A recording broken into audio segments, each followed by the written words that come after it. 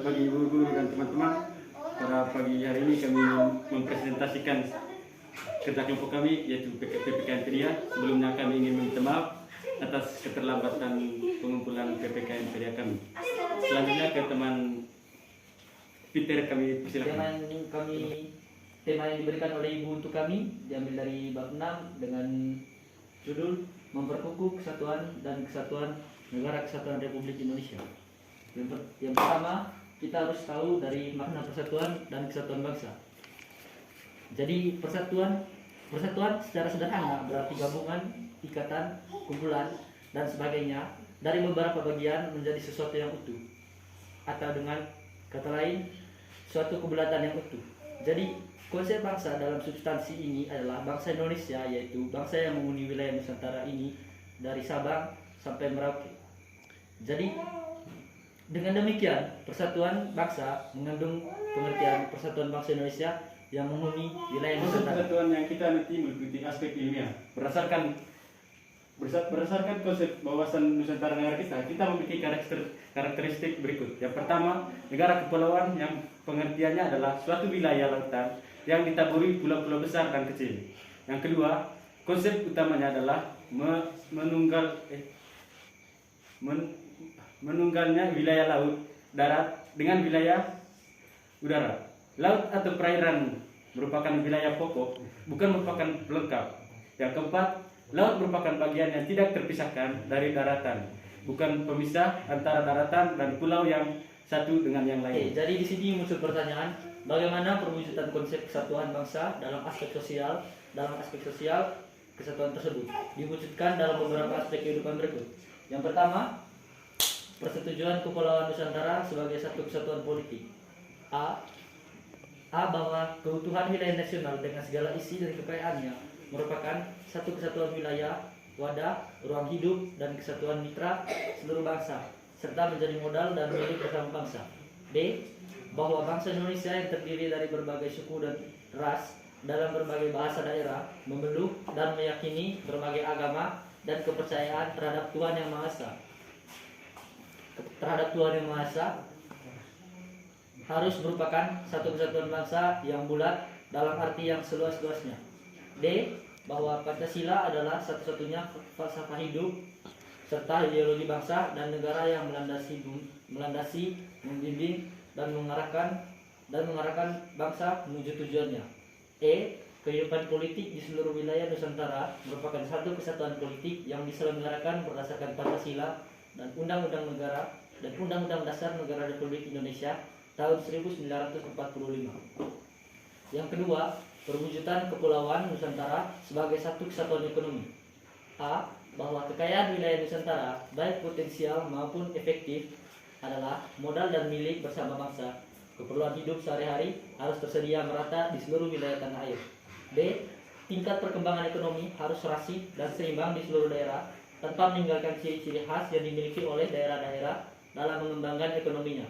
C. Kehidupan perekonomian di seluruh wilayah Nusantara merupakan satu kesatuan ekonomi yang diselenggarakan sebagai usaha bersama berdasar atas kekeluargaan dan ditujukan kepada kemakmuran rakyat.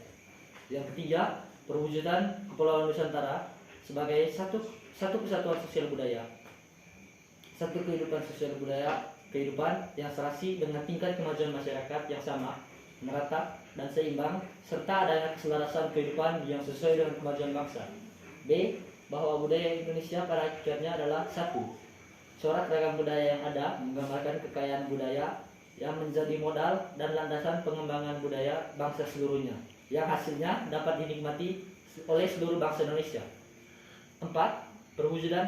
Perwujudan kepulauan terhadap satu daerah pada hakikatnya merupakan ancaman bagi seluruh bangsa dan negara. B. Bahwa tiap-tiap warga negara mempunyai hak dan kewajiban yang sama di dalam pembelaan negara. Konsep selanjutnya, yakni konsep keempat yang tersangkut dalam substansi persatuan dan kesatuan bangsa adalah integrasi nasional. Integrasi sendiri dapat diartikan sebagai suatu proses penyesuaian di antara unsur-unsur yang saling berbeda yang ada dalam kehidupan sehingga menghasilkan keserasian dalam kehidupan bermasyarakat. Dengan demikian, integrasi nasional berarti integrasi yang terjadi di dalam tubuh bangsa dan negara Indonesia. Bangsa Indonesia yang secara sadar ingin bersatu agar hidup kokoh sebagai bangsa yang berdaulat memiliki faktor-faktor integratif bangsa sebagai perekat persatuan, yaitu sebagai berikut: 1. Pancasila. 2. Undang-Undang Dasar Negara Republik Indonesia tahun 1945. 3. Sangsaka Merah Putih. 4. Lagu Kebangsaan Indonesia Raya. 5. Bahasa Indonesia. 6. Sumpah Pemuda. Konsep kelima yang tercakup dalam substansi persatuan dan kesatuan bangsa adalah nasionalisme. Nasionalisme adalah suatu paham yang menganggap bahwa kesetiaan tertinggi atas setiap pribadi harus diserahkan kepada negara. Paham nasionalisme mulai dikenal di Indonesia sejak awal abad ke-20, yaitu saat berdirinya Budi Utomo pada tanggal 20 Mei 1908. Berdirinya Budi Utomo itu merupakan awal dari kebangkitan nasional dan merupakan awal dari kesadaran nasional. Tanggal berdirinya organisasi pergerakan tersebut hingga kini kita peringati sebagai Hari Kebangkitan Nasional. Konsep terakhir yang tercakup dalam substansi persatuan dan kesatuan bangsa adalah kehidupan bernegara dalam konsep Negara Kesatuan Republik Indonesia atau NKRI. Konsep negara menurut Undang-Undang Dasar Negara Republik Indonesia tahun 1945. Makna tersebut penting diketahui untuk semakin mempertegas identitas negara Indonesia. Oleh karena itu, pada bagian ini kita akan dibekali pengetahuan mengenal makna konsep NKRI menurut Undang-Undang Negara Republik Indonesia. Perubahan Undang-Undang Dasar Negara Republik Indonesia tahun 1945 mengukuhkan keberadaan Indonesia sebagai negara kesatuan dan menghilangkan keraguan terhadap pecahnya negara kesatuan Pasal-pasal dalam Undang-Undang Dasar Negara Republik Indonesia tahun 1945 telah memperkukuh prinsip negara kesatuan Republik Indonesia dan tidak sedikit pun mengubah negara kesatuan Republik Indonesia menjadi negara federal. Pasal 1 ayat 1 Undang-Undang Dasar Negara Republik Indonesia tahun 1945 yang merupakan naskah asli mengandung prinsip bahwa negara Indonesia ialah negara kesatuan yang berbentuk republik. Pasal yang dirumuskan oleh Panitia Sumpah Pemuda Anak pada Panitia Sumpah Pemuda Anak Bangsa pada tahun 1928 yang dikenal dengan Sumpah Pemuda, yaitu satu tanah air, satu bangsa, satu bahasa, yaitu Indonesia. Wujud negara kesatuan Republik Indonesia semakin kukuh setelah dilakukan perubahan Undang-Undang Dasar Negara Republik Indonesia pada tahun 1945. Perubahan tersebut dimulai dari adanya ketetapan Majelis Permusyawaratan Rakyat yang salah satunya adalah tidak mengubah pembukaan Undang-Undang Dasar Negara Republik Indonesia tahun 1945 dan tetap mempertahankan Negara Kesatuan Republik Indonesia sebagai bentuk final negara bagi bangsa Indonesia.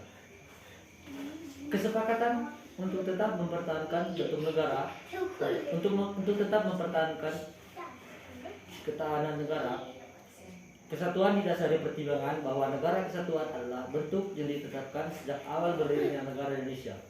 Bentuk negara kesatuan dipandang paling tepat untuk mewadahi ide persetujuan sebuah bangsa yang majemuk ditinjau dari persatuan latar belakang dasar pemikiran Undang-Undang Dasar Negara Republik Indonesia tahun 1945.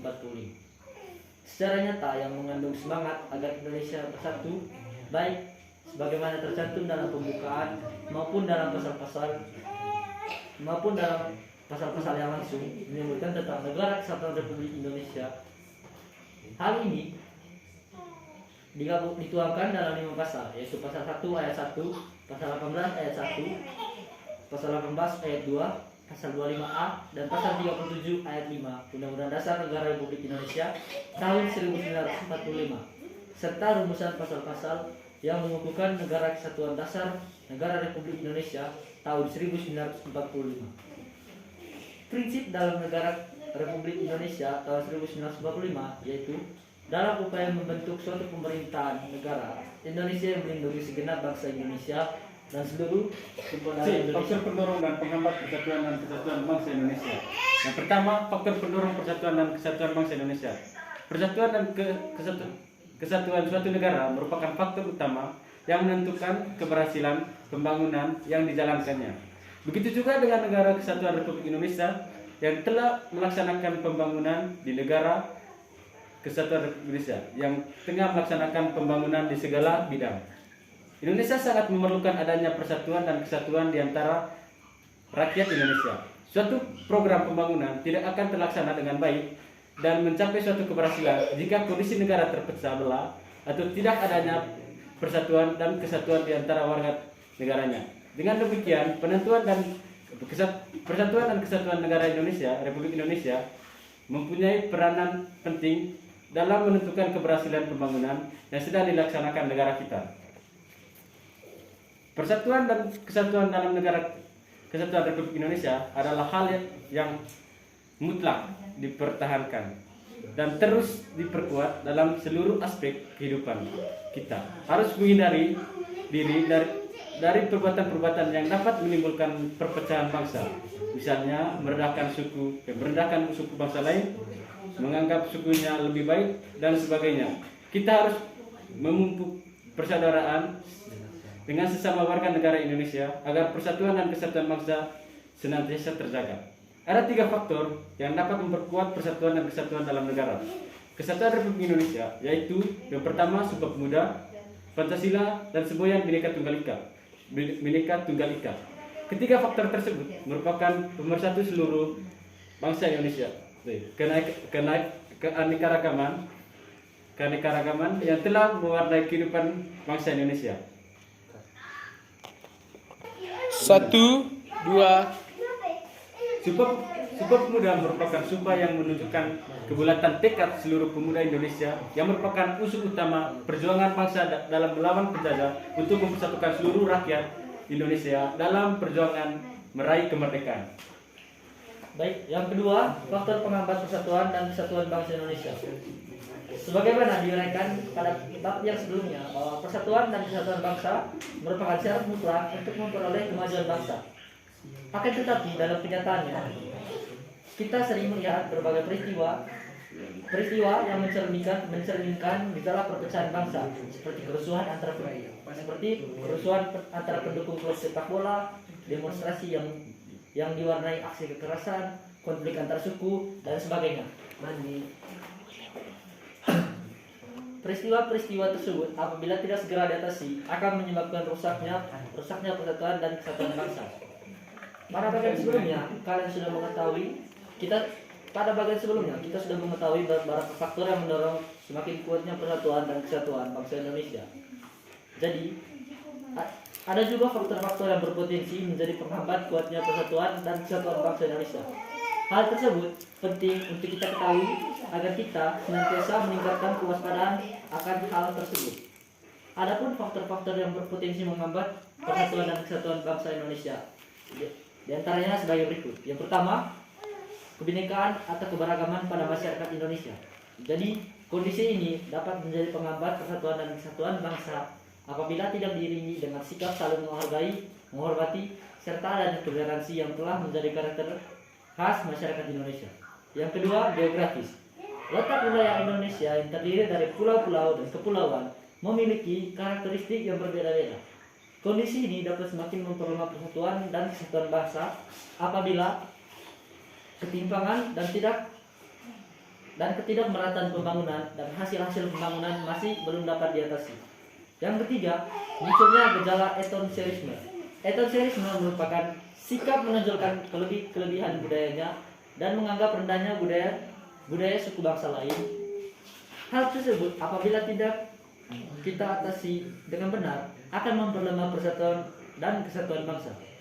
Yang keempat, melemahnya nilai budaya bangsa. Nilai-nilai budaya bangsa dapat melemah akibat kuatnya pengaruh budaya asing yang tidak sesuai dengan kepribadian bangsa, baik melalui kontak langsung maupun kontak tidak langsung. Kontak tidak langsung antara lain melalui unsur-unsur pariwisata.